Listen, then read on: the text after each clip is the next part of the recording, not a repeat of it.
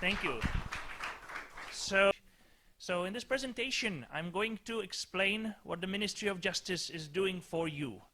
This is a very important question in Liberland because, unlike in other countries, we do not want to have offices which do not do things for you, which are not useful. And I'm going to demonstrate why I think that the Ministry of Justice is useful. This is the overview of the entire presentation, basically, and of what we do from the bird's eye view. So what are we doing? We're preparing the Constitution. We're drafting the interim legislature.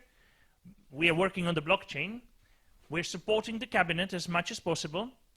And we are helping the settlement, because Liberland is laser-focused on that.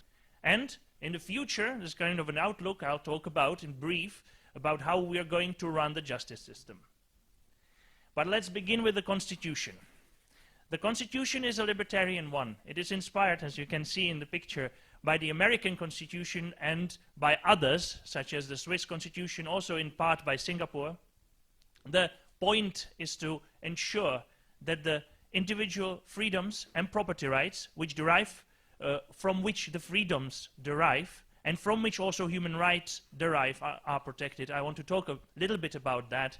So, our Constitution is quite unique in equating human rights and property rights. So you own yourself, you act, you own the things which you create by your action.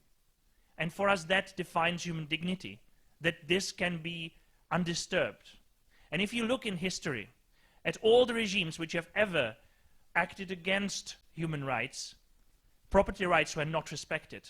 One of the first steps in Nazi Germany, Soviet Union, and all the other things which we don't want to follow was to compromise the property rights and then to destroy them. So this, we are doing our best that it would not happen in Liberland. Thank you.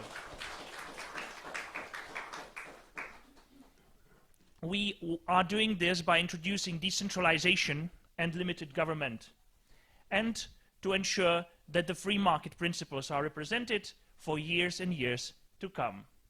So this is the basis of our Constitution. Then comes the way how it is going to be practiced. It's going to be practiced by a minimal government of 4 ministries, with executive of very few powers, and with a legislative which is going to run through the blockchain, and it's going to be, spoiler alert, you're the legislative citizens, because no law will be a law except that it goes through the referendum in Liberland, here thereby ensuring that the laws are legitimate and that it's truly the will of the people. We want to balance the power of the state to coordinate people, to produce collective outcomes in questions which do require this coordination, with freedom. It's not an easy job, you know. So we have created a system where the government can do very little, because there are rights that derive from the property rights mentioned in the Constitution, which rights are debilitating for anyone who would want to introduce tyranny in Liberland. For instance, you can't control free commerce. You can't control free movement, no lockdowns. You can't impose medical restrictions against your will. You can't, for example, vaccinate anyone with something he doesn't want to have in their body, and so on. In this way, we are protecting your liberties and the property rights. We're also protecting your free speech by being free speech absolutists to the maximal possible level. Of course, it's not unlimited. There is one thing we have to respect, which is an outside influence, and that's international law. We are a good member of the international community. That means we have to play ball with the other countries, and the other countries are not necessarily libertarian, to put it mildly. So we have to be mindful of that. And last but not least, privacy. What you do in your home, if it harms none, is none of our business as a government. Taxes, voluntary. We already talked about that, so I'll be brief in this one. We have no tax office. Nobody's going to extort you for your money. Only project-based taxation or voluntary taxation happens. So it's going to be like Patreon. The government has to justify what it does, and if it doesn't, it gets no money for it. That is the point, that is the basic principle. We're going to soon build the portal for that, so that you can start paying for projects, getting the results from us. Okay, legislature, why? Why do we have this legislature? Because blank paper is a difficult thing. And so we want to help the coming up government, democratic government, in creating professional legislative basis. A few laws, not many, because too much legislation hurts freedom. But those laws that are necessary for us to understand each other in person-to-person interactions, in person-to-government interactions, mostly those. Like, it's actually the laws are mostly limiting government.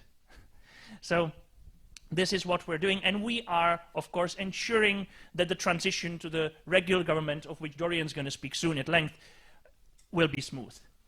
This is the list of those laws which we have drafted or are drafting. They're not in force right now because there is no Congress, but there will be soon Congress. It's up to you, actually, up to how fast you as citizens adopt the blockchain.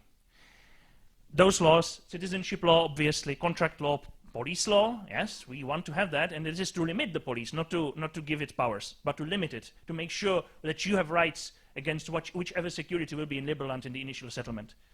Border law, IT law, which is like your freedom of information law. Okay, blockchain. Well, Dorian's going to talk about this, but we are very busy making sure that the blockchain enshrines the constitution and the law and is using the principle of code as law. So for the reasons why Veet said it, we want to minimize administrative clutter, government expenses, and so on. And I hope that it will be very user-friendly, and it will be the first, in fact, blockchain-based e-government on the planet. In brief, we are working hard to professionalize our back office, to make sure the government runs as a government, to use modern tools like Jira, and, however, we want to use open source software tools whenever possible, in order not to bind the government to any one producer of software or hardware, for that matter. That's one of our activities.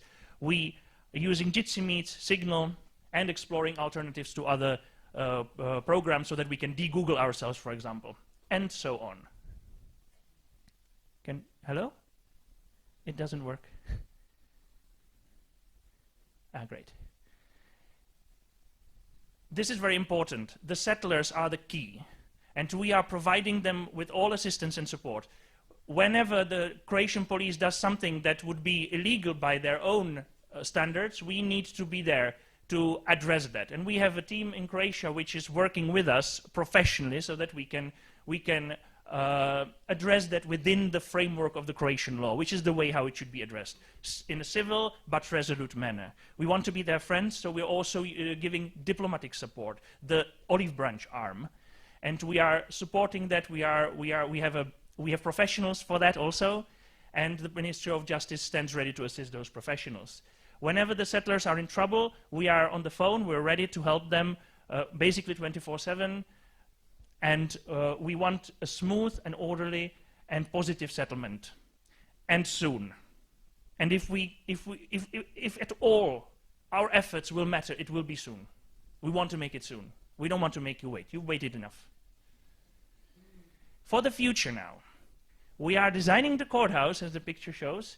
We will be engaged in a cutting-edge blockchain judiciary solution. There are no working, universally applicable blockchain judiciaries in this world yet, because they have taken a philosophy of maximizing the blockchain element and ignoring the judiciary element. We are combining that. People are used to some things in the courtroom: a judge, professionality, predictability, and the blockchain solutions don't have that. You don't recognize them as courts. Ours, you will recognize as a court. We also want to apply for Polkadot grant to get that stamp of respectability, and we'll build that. It's going to be difficult, and you can help us. If you think you're somehow connected to the judiciary world, please tell me. We are looking for any input that would help us, regularly or just ideas. We want to make this good, and we have one chance to make it good. And we want to make it not just good, but great, and that's going to happen with your support.